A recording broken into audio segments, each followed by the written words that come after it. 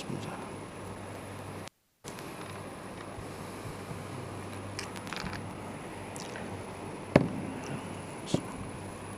Bismillahirrahmanirrahim. Assalamualaikum warahmatullahi ta'ala wabarakatuh. Alhamdulillahi rabbil alamin. Wassalatu wassalamu ala ashrafil anbiya'i wal mursalin wa ala alihi wa sahbihi ajma'in. Subhanaka la ilma lana illa ma 'allamtana innaka antal alimul hakim. Qala rabbi shrah li sadri wa yassir li amri wahlul 'uqdatam min lisani yafqahu qawli. Allahumma ya muallima Ibrahim al-hikmata 'allimna, ya mufahhima Sulaiman fahimna, fafahamnaha Sulaiman wa kullan atayna hukma wa 'ilma.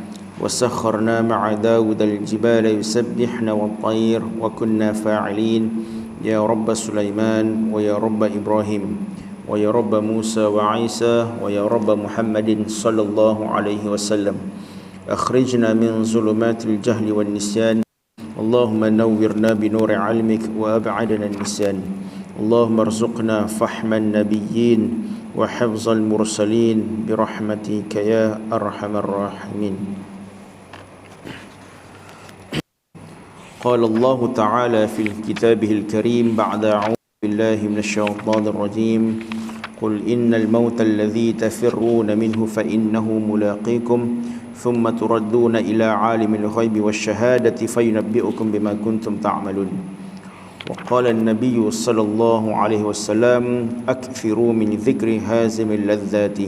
صدق الله العظيم وصدق النبي صلى الله عليه وسلم.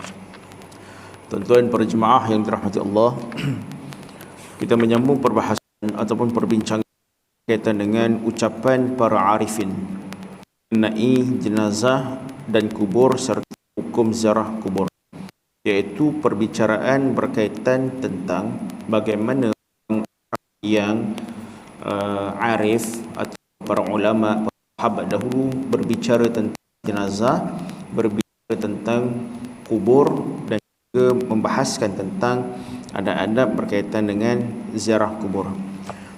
Kita telah berbincang berkaitan dengan tentang jenazah, maka kita melihat apa yang dikatakan oleh para arifin, para orang-orang arif, alim ulama, para sahabat mengenai tanah kubur. Ad-Dahhak ada mengungkapkan pada suatu hari seorang sahabat bertanya kepada baginda Nabi sallallahu alaihi wasallam. Ditanyakan kepada Rasulullah, wahai Rasulullah, siapakah manusia yang paling zuhud? Manusia yang paling zuhud yang Nabi katakan adalah iaitu orang yang tidak pernah melupakan kuburan dan barang lama yang rosak. Dia tidak pernah melupakan kubur, iaitu tidak pernah melupakan tentang kematian, bahawa mereka tahu bahawa mereka ni hidup kat dunia ni bukan selama-lamanya. Maka itu antara ciri orang yang zuhud. Kedua apa? Nabi katakan lagi, Nabi sambung lagi dalam hadisnya, meninggalkan perhiasan dunia. Apa yang ada dekat dunia ni dia tak ambil semuanya. Apa yang ada dekat dunia ni, perhiasan-perhiasan dunia ni diambil hanya sekadar cukuplah untuk dia hidup dengan keluarga dia, cukuplah untuk dia makan, untuk dia minum, untuk dia ada kenderaan sikit-sikit pergi sana pergi dan sebagainya. Cukuplah. Dia tidak meletakkan hatinya, pantang benda-benda yang canggih. Aku mesti dapatkan dulu. Pantang tengok benda-benda yang mewah, aku mesti kena dapatkan dulu. Tak. Mereka tidak. Mereka melihat perhiasan dunia tu hanya sekadar macam tengok dekat ujung-ujung mata je, ya. Ia lebih mengutamakan yang kekal daripada yang fana, lebih mengutamakan kehidupan akhirat daripada kehidupan yang hanya seketika ini, yang tak tahu pun bagaimana kehidupan kita pada saat penghujungnya. Kita lihat baru-baru ni kami ada menguruskan banyak jenazah-jenazah di kalangan bayi yang masih lagi dalam kandungan 6 bulan, usia 6 bulan, ada yang janin usia 4 bulan, ada yang 5 bulan. Semalam kita uruskan satu jenazah kanak-kanak berusia 2 tahun.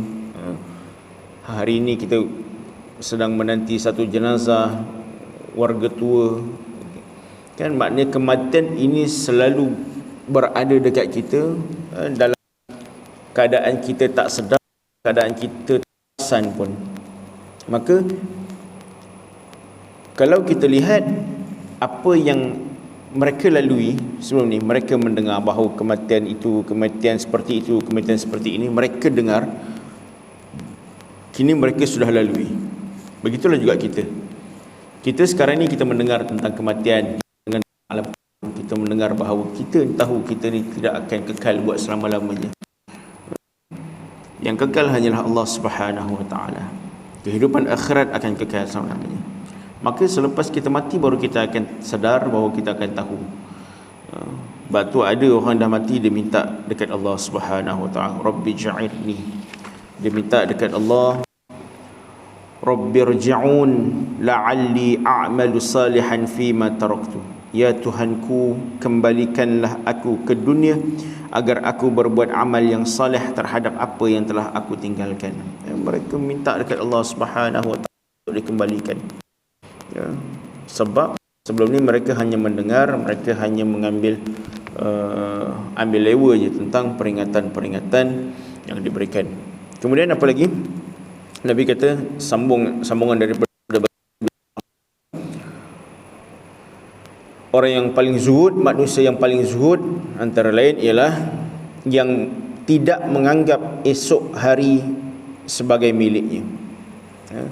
Dia tidak bercita-cita bahawa esok hari dia akan hidup seperti mana hari ini.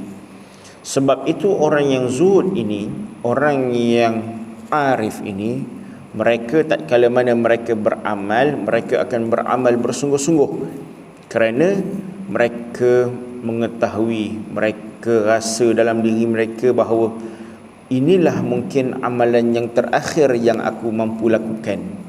Inilah amalan sembahyang aku yang terakhir yang mungkin akan aku persembahkan di hadapan Allah Subhanahu wa taala.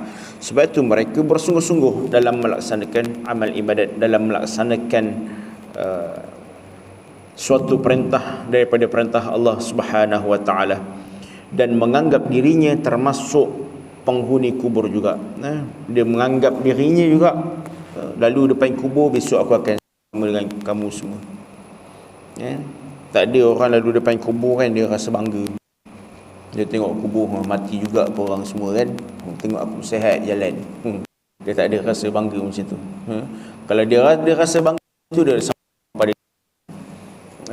dia lalu depan kubur, dia bagi salam kan, kita bagi salam Assalamualaikum ya ahli kubur, insya-Allah kami juga akan bersama-sama dengan kalian, insya-Allah aku akan sama-sama dengan kalian juga dalam kubur nanti. Tak ada orang lalu depan kubur, Assalamualaikum ahli kubur, padan muka kau masuk dalam kubur dulu, tengok aku boleh jalan-jalan kan, boleh bermewah-mewah lagi, kau dah mati padan muka, itulah siapa tahu jaga kesihatan. Tak ada. Maka orang yang zuhud ini dia akan menganggap bahawa kematiannya semakin hampir, dan dia akan merasakan bahawa esok ending dia, pengakhiran hidup dia kat situ juga, dekat dalam kubur juga dimasukkan. Sayyidina Ali radhiyallahu anhu, dia ditanya, kenapa anda suka tinggal dekat kubur? Lalu Sayyidina Ali menjawab, kerana aku dapati para penghuni kubur itu sebagai tetangga yang baik. Mereka juga tetangga sejati yang biasa menjaga lidah dan mengingatku pada hari akhirat. Duduk kat kubur, duduk sebelah kubur, ingat akhirat kan, ingat besok aku juga akan mati, esok aku juga akan duduk kat dalam tu, duduk kat kubur, buat rumah tu. Kalau kita pergi belah kampung lama dulu kan, rumah dekat belakang rumah buka pintu tanah kubur kan, untuk mengingatkan kematian.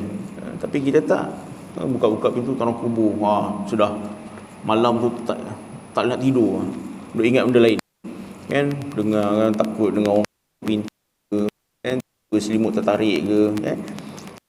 Tapi orang yang seperti ini, Mereka yang sentiasa mengingatkan kematian ini, mereka akan memikirkan bahawa besok rumah aku kat situ, kubur aku dekat situ, aku duduk kat rumah besar, tapi akhirnya nanti aku akan dimasukkan dalam sebuah lubang tanah yang tak ada apa-apa, tak ada perhiasan, tak ada macam ada yang perhiasan-perhiasan dekat rumah ni, tak ada aku diselimutkan dengan selimut-selimut yang cantik ni.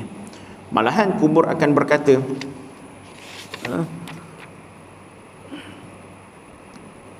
apa yang dikatakan pada kubur itu kepada orang ni, aku adalah rumah cacing, aku adalah rumah kesepian, aku adalah rumah keterasingan, rumah kegelapan. Inilah yang telah aku persiapkan untuk apa yang telah kamu lakukan untuk mempersiapkan dia masuk ke dalam rumahku. Kubur dia bagi tahu dah bahawa aku ni rumah cacing-cacing, aku ni rumah kesepian. Masuk dalam tu sepi, tak ada nak enjoy. Sepi, terasing, gelap bagi penghuni, bagi mereka yang mensia-siakan hidupnya. Tapi orang yang telah mempersiapkan dirinya, orang yang telah menjadikan dirinya ini sudah bersiap sedia dalam menghalangi fasa pertama dalam menempuhi hari akhir, maka dia akan sedar bahawa dirinya hari akan dimasukkan ke dalam kubur seorang pun nak teman dia, tak ada kawan-kawan yang boleh bantu untuk selamatkan dia daripada soalan mungkar dan nakir dan sebagainya. Aziz dia berkata kepada seorang penduduk, seorang teman duduknya, wahai fulan, malam ini aku tidak dapat memejamkan mata barang sekejap pun kerana terus memikirkan tentang kubur dan penghuninya. Sesungguhnya bila engkau melihat orang yang telah terkubur, yakni mayat, jenazah yang telah dikebumikan selama 3 hari dalam kuburnya, kamu pasti akan lari menjauh meski sebelumnya kamu sangat dekat kepadanya. Dia tanya, dia bagi tahu dekat kawannya, wahai fulan, malam ini aku tak dapat nak pejamkan mata walaupun sekejap sebab memikirkan tentang kubur dan memikirkan tentang penghuninya.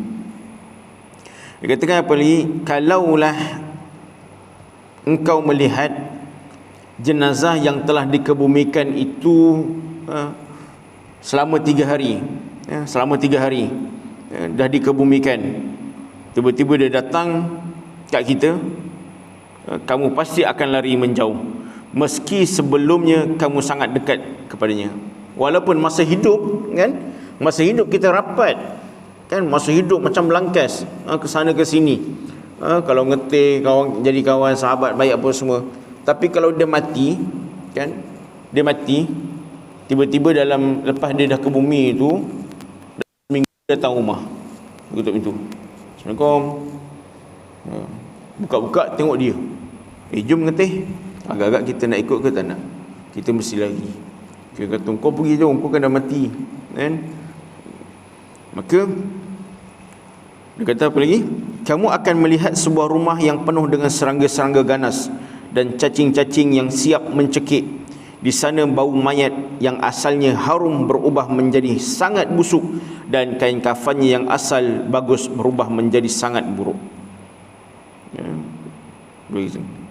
Masuk dalam kubur kan, jenazah masa dekat atas kita letak minyak, bau harum dan sebagainya.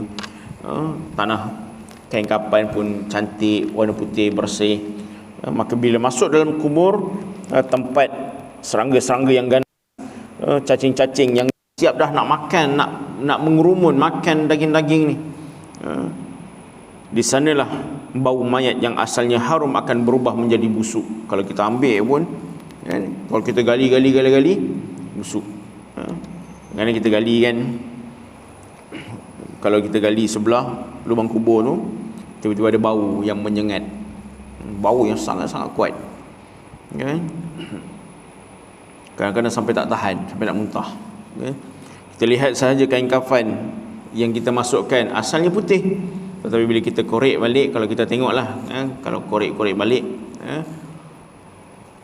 akan berubah menjadi buruk. Lalu sehabis ungkapan itu, dia pun jatuh pingsan. Itulah berkaitan dengan bagaimana para arifin, para orang-orang yang setelah mempersiapkan dirinya, dia tahu bahawa hidup kat dunia tak kekal. Dia tahu kubur adalah suatu tempat persinggahan buat sementara nak menanti kehadiran hari kiamat, maka kubur itulah sebagai tempat permulaannya.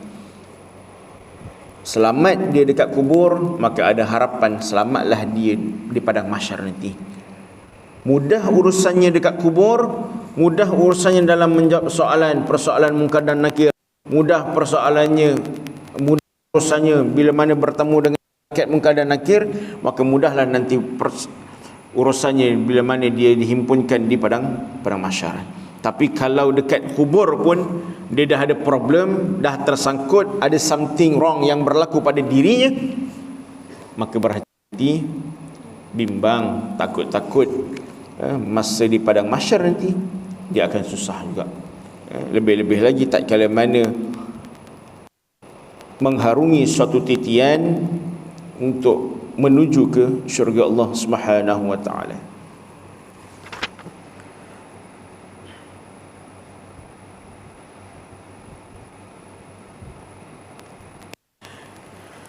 Baik. Kadang-kadang ada orang diuji dengan kematian anak kecil. Macam saya katakan tadi, 2-3 hari ini kami menguruskan anak kecil, bayi yang dalam usia kandungan 6 bulan meninggal dalam perut. Pagi tadi kita uruskan, semalam kita uruskan. Maka bagi seseorang yang ditinggalkan mati oleh anak atau kerabat dekatnya, ia harus menjadikan itu sebagai contoh bahawa anaknya itu berangkat lebih dahulu menuju ke negeri yang juga akan ditujuinya. Dengan demikian, ia tidak perlu merasa sedih dan menyesal, kerana tidak lama lagi ia pasti akan menyusul. Jadi, ini cuma soal siapa lebih dulu dan siapa kemudian.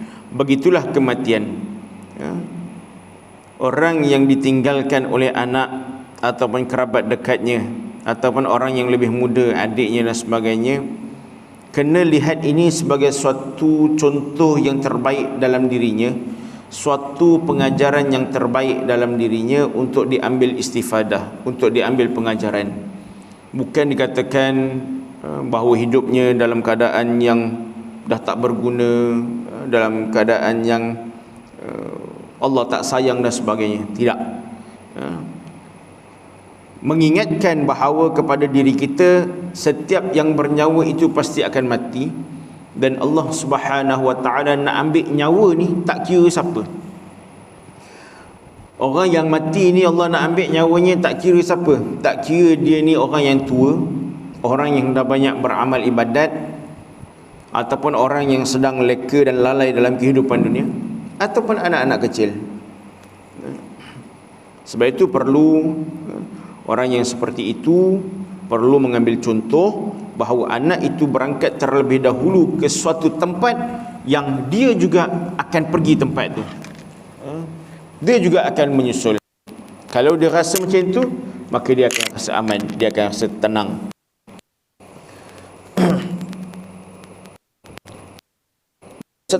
Nabi sallallahu alaihi wasallam, Nabi berkata, Nabi bersabda, "Bagiku kehilangan kerana keguguran itu lebih aku sukai daripada meninggalkan seorang anak yang semuanya menjadi pasukan berkuda yang orang Allah Subhanahu wa taala."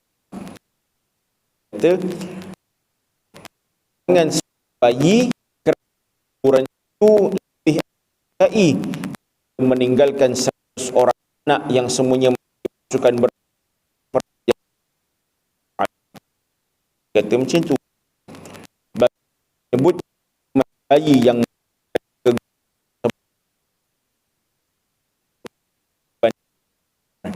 kalau pahala yang kedudukan kehilangan anak itu, dia nak menguji kekuatan dalam hati. Sebab tu kita kalau anak yang meninggal doanya, kalau orang tua kita baca, kalau orang dewasa kita baca Allahumma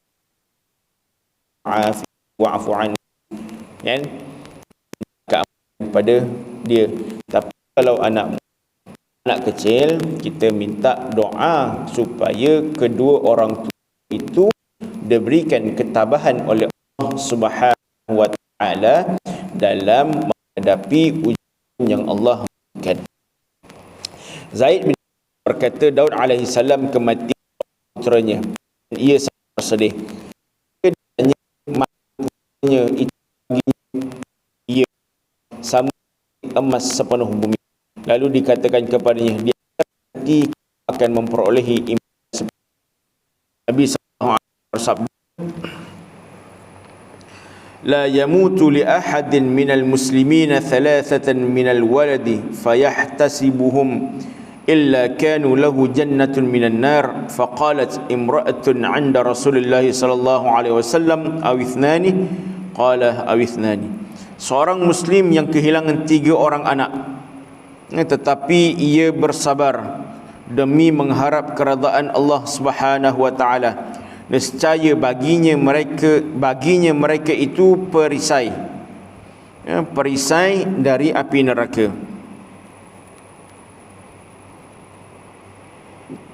Okey, perisai bagi api neraka. Dan seorang wanita yang ada dekat Rasulullah bertanya, bagaimana kalau 2 anak? Beliau menjawab, atau 2 orang anak. Okey. Okay, Nabi kata apa? Dalam hadis ini Nabi kata, seorang muslim kehilangan 3 orang anak tetapi bersabar demi mengharapkan keredaan Allah Subhanahu wa taala, nescaya baginya mereka itu siapa? Anak-anak itu akan menjadi perisai dari api neraka. Okey. Tengok berita yang kehilangan keluarga, family, habis, kan? Kalau bersama yang laku, maka mereka itu akan menjadi perisai bagi diri terhadap api neraka. Ditanyakan kepada Nabi sallallahu alaihi wasallam oleh seorang wanita yang ada dengan baginda Nabi, tanyakan, bagaimana kalau 2 anak? Dia kata, bagaimana kalau 2 anak? Macam mana kalau saya cuma ada 2 anak yang meninggal? Adakah ianya akan menjadi perisai juga? Nabi kata, atau 2 orang anak, mereka juga akan menjadi perisai daripada api neraka. Orang tua yang ditinggalkan mati oleh anaknya, hendaklah ia berdoa dengan ikhlas bagi anaknya. Doa tersebut sangat mungkin dikabul oleh Allah Subhanahu wa taala. Lihat bagaimana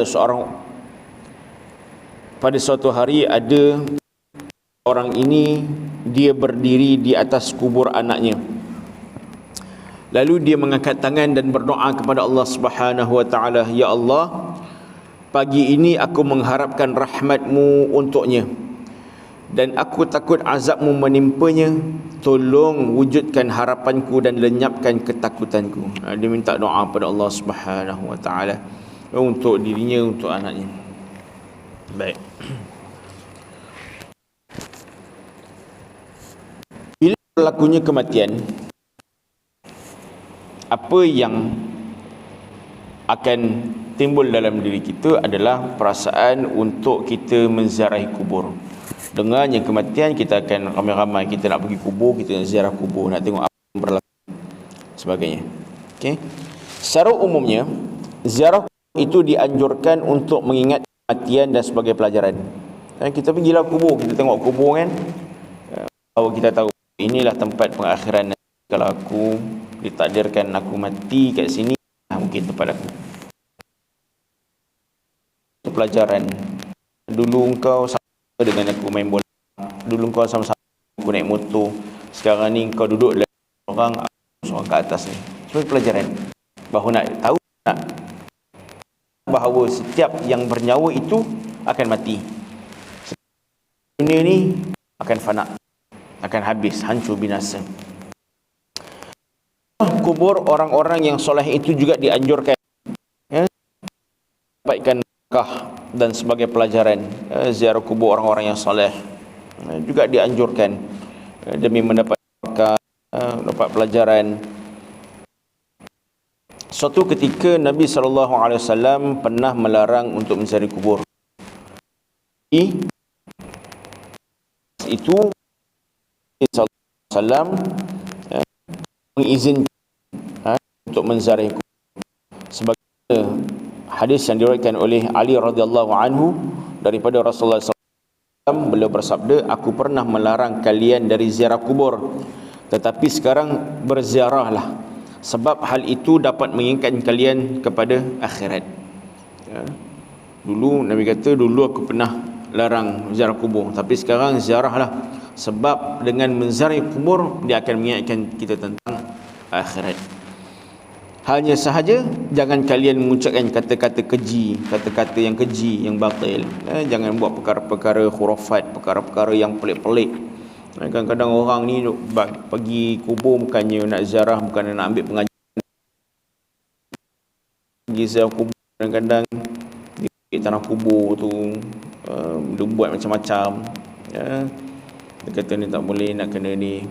Ni ada badi mayat, kena mandi dengan tanah kubur. Ada yang siap minta. Ada kat saya dulu dia pernah minta air basuhan mandi mayat. Kata, Ustaz, air basuhan mayat kat mana? Sekat mana ada? Nak buat apa? Saya benda-benda macam tu memang saya tak habis-habis, kan? Benda pelik-pelik, nak basuhan mandi mayat itu semua untuk kegunaan yang pelik-pelik. Tak perlu lah menziarahi orang yang mati. Ibrah daripada ni dah menziarahi orang mati pun masih lagi nak buat benda-benda yang pelik-pelik. Ambil air kumur-kumur imam yang ada, ambil air kumur-kumur, tuang balik macam saya nak minum, minta Ustaz Aikal tu. Kita boleh jadi hafiz, kan? Daripada minta benda pelik-pelik orang mati, dia minta air Tuhan lah, apalah. Nabi SAW sangat menganjurkan untuk kita pergi ke tanah kubur, ziarah tanah kubur, supaya ingat.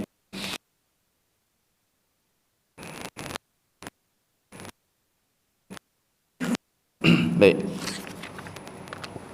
itu antara perkara yang dibahaskan dalam perbincangan berkaitan dengan orang-orang yang soleh, berkaitan dengan adab ziarah kubur. Okey. Ziarah kubur ni, tujuan menziarah kubur adalah untuk mengambil pelajaran, mengambil pengajaran di atas apa yang dilihat, dan bagi yang diziarahi adalah untuk mendapat manfaat dari doa penziarah. Diziarahi maknanya jenazah mayat dekat kubur tu dia ambil manfaat daripada doa orang yang ziarah. Sebaiknya penziarah jangan lupa mendoakan diri sendiri dan orang yang diziarahinya. Doakan, ya Allah, aku dah masuk dalam kubur, aku kat atas lagi. Kalau aku masuk dalam kubur ni, ya Allah, Kau ampunkanlah dosaku, luaskanlah kuburku. Minta dekat Allah Subhanahu Wa Taala, bukan minta dekat untuk dia saja. Pengajaran yang boleh dicapai ialah dengan cara membayangkan keadaan yang diziarahi dalam fikiran kita. Bagaimana anggota-anggota tubuhnya hancur berserakan, bagaimana ia dibangkitkan dari kuburnya, dan tidak lama lagi mungkin kita akan segera menyusulnya. Minta, ya Allah, janganlah jadikan kubur aku sempit, janganlah jadikan kubur aku gelap, janganlah jadikan kubur aku ni suatu tempat untuk Engkau mengazab diriku. Minta dekat Allah Subhanahu Wa Taala. Baik. Okey, itu berkaitan dengan perbicaraan orang-orang arif. Pada perbahasan hakikat kematian dan alam kubur. Ketahuilah, banyak orang memiliki anggapan keliru tentang kematian. Sebahagian menganggap bahawa dengan datangnya kematian bererti orang itu sudah tidak ada peristiwa bangkit dipejar harus untuk amal baik amal jahat. Sebab menurut mereka mati seseorang itu sahaja dengan matinya binatang atau seperti keringnya. Itulah anggapan kaum etis, kaum yang tidak beriman, kaum yang tak ada fahaman tentang perkara ini. Dan setiap orang yang tidak beriman kepada Allah Subhanahu wa taala, orang yang etis ni dia tidak beragama, dia tidak percaya pada Tuhan, yang dia percaya kepada alam semesta. Dia melihat kepada alam ini adalah kalau mati, matilah. Pokok, dia tengok pokok mati, matilah. Tak ada lah nak bangkitkan lagi. Dia tengok binatang mati, hancur, habis lah. Tak adalah hari-hari dia nak dibicarakan, nak ditanyakan lagi tentang apa dan sebagainya. Mereka berfahaman macam tu. Ada pula yang beranggapan bahawa seseorang menjadi tidak ada oleh datangnya kematian, dan ia takkan menderita rasa sakit oleh azab dan tidak menikmati balasan pahala selama ia beralam kubur sampai ia dibangkitkan kembali di hari pengumpulan seluruh makhluk. Ada pula yang beranggapan bahawa seseorang tidak ada oleh datangnya kematian, dia tak ada rasa sakit, ada rasa sakit azab, dia tidak akan rasa nikmat kubur. Dia tak percaya tentang kubur, tak percaya tentang nikmat kubur, dia tak percaya tentang sakaratul maut. Yang mereka tahu nanti mati masuk kubur, persoalan-persoalan tentang nikmat azab itu lepas dibangkitkan. Pada mahsyar nanti baru dibicarakan masuk neraka ke, masuk syurga ke. Tu masa kat kubur tak adalah, mati. Dan ada pula yang beranggapan bahawa roh itu abadi dan tidak akan musnah bersama kematian. Bahkan yang menerima azab, yang menerima balasan pahala atau mengalami seksaan adalah roh, bukan jasad. Sebab jasad tak boleh dibangkitkan kembali. Kenapa ada yang berbahas macam itu? Persoalan itu kita akan bawa pada pertemuan siri yang akan datang, insya-Allah. Mudah-mudahan perkongsian pada malam ini memberi manfaat buat diri saya dan tuan-tuan, bahawa ingatlah kehidupan kat dunia ni bukan selama-lamanya bahagia. Kehidupan dunia ni bukan selama-lamanya akan kekal abadi. Apa yang kita buat akan diperhitungkan oleh Allah Subhanahu wa taala. Walaupun perkara yang kecil, wa may ya'mal mithqala dzarratin khairan yarah, wa may ya'mal mithqala dzarratin syarran yarah. Semuanya akan dibahaskan, semuanya akan diperincikan. Hatta apa yang ada dekat kita, harta kita, kan? Ada satu kisah orang yang mati dipersoalkan tentang hartanya, tentang tongkatnya saja. Bicara tentang tongkatnya. Dari mana tongkat tu kamu dapat, apa kegunaan tongkat itu kamu gunakan, manfaatnya untuk diri kamu, untuk agama dan sebagainya. Cerita buat tongkat je. Persoalannya sudah lama. Tu belum cerita lagi buat telefon, buat kereta, buat motor, rumah, apa semua duit yang ada. Maka jadikanlah dunia ini sebagai tempat kita bercucuk tanam dengan tanaman-tanaman yang bagus. Bajailah dengan amal-amal soleh.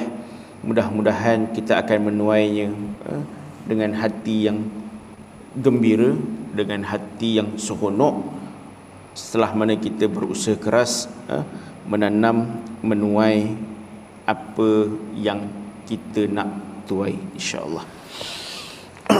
Jadi akhir kalam, mohon maaf anda ada terkurang tersalah tutur bicara. Saya menangguhkan perbincangan pada malam ini dengan lebih awal di atas urusan yang perlu saya selesaikan pada malam ini. Bismillahirrahmanirrahim. Alhamdulillahirabbil alamin, wassalatu wassalamu ala asyrafil anbiya'i wal mursalin wa ala alihi washabbihi ajma'in. Ya Allah Tuhan kami, Kau ampunkanlah segala dosa-dosa kami, ya Allah. Dosa-dosa yang kami secara sembunyi maupun terang-terangan ya Allah. Dosa-dosa yang kami lakukan ya Allah dalam keadaan kami sedar ataupun dalam keadaan kami tidak sedar ya Allah. Ya Allah ya Tuhan kami, Kau ampunkanlah dosa kedua ibu dan ayah kami ya Allah. Jagalah mereka dan peliharalah mereka ya Allah, sebagaimana mereka menjaga kami dan melihara kami ya Allah. Ya Allah ya Tuhan kami, andai di kalangan kami ayahnya atau ibunya masih lagi hidup ya Allah, berikanlah mereka kesihatan ya Allah, agar mereka dapat beramal, beribadat kepadamu ya Allah. Ya Allah, andai ada di kalangan kami ya Allah ibu dan ayahnya yang sudah meninggal dunia ya Allah, jadikanlah kubur mereka ya Allah seindah taman syurga-Mu ya Allah. Jadikanlah kuburnya ya Allah seluas mata memandang ya Allah. Janganlah jadikan kuburnya ya Allah sebahagian daripada kawah-kawah neraka-Mu ya Allah. Ya Allah ya Tuhan kami datang padamu ya Allah dalam keadaan kami penuh dosa ya Allah. Ya Allah, kami datang padamu ya Allah dalam keadaan kami ini sangat-sangat hina ya Allah. Ya Allah, kami datang kepadamu ini ya Allah, dan kami ini sangat-sangat lemah ya Allah. Justru itu ya Allah, kau segala dosa kami ya Allah. Pandanglah kami ya Allah saat mana kami datang kepadamu ya Allah. Jangan Kau palingkan ya Allah rahmat-Mu daripada kami ya Allah. Jangan Kau palingkan ya Allah maghfirah-Mu daripada kami ya Allah. Ya Allah ya Tuhan kami tahu dan kami sedar ya Allah, nikmat yang Engkau berikan pada kami sangat-sangat banyak ya Allah. Tetapi ya Allah, kami sering lalai dan kami sering leka ya Allah dalam melaksanakan amanah kami, dalam melaksanakan tanggungjawab kami sebagai hamba-Mu ya Allah. Ya Tuhan kami syukur padamu ya Allah di atas segala apa yang kami lakukan ini ya Allah. Kau masih lagi tidak menghukum kami dengan serta-merta ya Allah, sebagaimana umat-umat terdahulu ya Allah. Ya Allah ya Tuhan kami mohon padamu ya Allah agar diselamatkanlah diri kami dan ahli keluarga kami ya Allah daripada sebarang bala bencana, kecelakaan, persengketaan, permusuhan, pergaduhan ya Allah. Jadikanlah ya Allah keluarga kami ya Allah keluarga yang sakinah, mawaddah, rahmah ya Allah. Ya Allah ya Tuhan kami, jadikanlah kami ini ya Allah di kalangan pemimpin-pemimpin kepada ahli keluarga kami ya Allah, yang akan membawa seluruh ahli keluarga kami ke syurga-Mu ya Allah, menjadi perisai benteng buat diri kami dan ahli keluarga kami ya Allah daripada masuk ke kawah api neraka-Mu ya Allah. Ya Allah ya Tuhan kami, di bulan Syaban yang penuh dengan barakah ini ya Allah, Kau berkatilah umur kami ya Allah, Kau berkatilah amalan kami ya Allah. Ya Allah ya Tuhan kami, jadikanlah kami ini ya Allah hamba-Mu ya Allah yang telah bersiap sedia untuk menempuh bulan yang penuh dengan barakah ya Allah, iaitu bulan Ramadan ya Allah. Sampaikanlah kami ke bulan Ramadan ya Allah. Sampaikanlah kami ke bulan Ramadan ya Allah. Sampaikanlah kami ke bulan Ramadan ya Allah. ربنا هب لنا من أزواجنا وذرياتنا قرة أعين وجعلنا للمتقين إماما ربنا آتنا في الدنيا حسنة وفي الآخرة حسنة وقنا عذاب النار وصلى الله على سيدنا محمد وعلى آله وصحبه وبارك وسلم والحمد لله رب العالمين. أقول قولي هذا أستغفر الله العظيم لي ولكم والسلام عليكم ورحمة الله تعالى وبركاته.